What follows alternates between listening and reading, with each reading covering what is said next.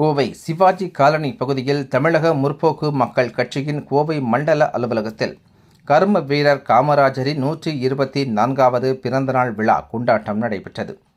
Kovai Sivaji colony பகுதியில் தமிழக முற்போக்கு மக்கள் கட்சியின் கோவை மண்டல அலுவலகம் அமைந்துள்ளது. இக்கட்சியின் மாநில துணைத் தலைவராக வழக்கறிஞர் புஷ்பானந்தம் செயல்பட்டு வருகிறார். இந்த நிலையில் இன்று இக்கட்சியின் அலுவலகத்தில் கர்ம வீரர் என்றழைக்கப்படும் காமராஜரின் 124வது பிறந்த நாளை முன்னிட்டு அவரது திருவுருவ படத்திற்கு மலர் தூவி மரியாதை செலுத்தப்பட்டது.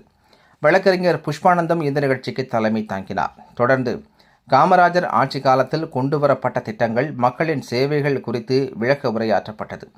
அப்போது பேசிய வழக்கறிஞர் புஷ்பானந்தம், பெருந்தலைவர் காமராஜர் ஆட்சி காலத்தில் ஏழை குழந்தைகள் பசியின்றி படிக்க வேண்டும் என்பதற்காக 1956ஆம் ஆண்டு முதல் பல முன்னோடி திட்டங்களை அறிமுகப்படுத்தினார் எனவும், அதில் குழந்தைகள் பள்ளிக்கு செல்வதை ஊக்குவிக்க இலவச சீருடைகள் வழங்கப்பட்டது.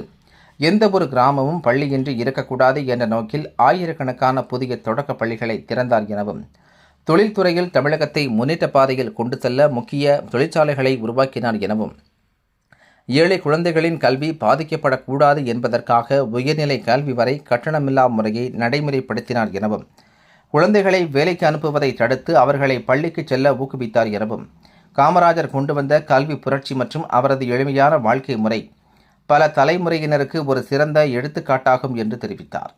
இந்த நிகழ்ச்சியில் விசுவாச ஜெப வீட்டின் போதகர் காலேப், வழக்கறிஞர் குமாஸ்தாக்கள் தேவ், செல்வராஜ், திவ்யா, லட்சுமி, ரம்யா, ஆனைக்கட்டி ஜோதிமணி, கிருஷ்ணமூர்த்தி, ஜபா, நரசிம்மநாயக்கன்பாளையம் லிவிங்ஸ்டன், ஆனைமலை கன்ஸ்ட்ரக்ஷன் பாபு, மனு, பெதஸ்தா மருத்துவமனை மேலாளர் ஆலிவர் பரிமேன், செயின்ட் பீட்டர் பள்ளியின் தாளாளர் தாய் ரொமலா வான்மதி, பெதஸ்தா மருத்துவமனையின் தலைமை மருத்துவர் ஐசக் கிறிஸ்டியன் மோசஸ், ஆசிரியர் லினி, அதிமுக முன்னாள் கவுன்சிலர்கள் ராஜகோபால், விஜயகுமார் மற்றும் வைத்தியர் பாலகிருஷ்ணன், கணுவாய் ராதாகிருஷ்ணன், பால்ராஜ், ரமேஷ் பாபு, மகேஸ்வரன் உள்ளிட்ட பலர் கலந்து கொண்டனர் என்பது குறிப்பிடத்தக்கது.